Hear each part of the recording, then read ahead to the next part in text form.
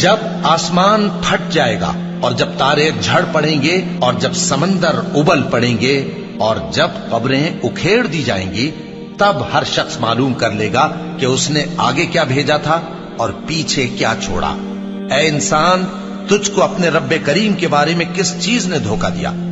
وہی تو ہے جس نے تجھے بنایا، پھر تیرے اعضاء کو درست کیا اور تیری قامت کو معتدل رکھا، جس صورت میں چاہا تجھے جوڑ دیا۔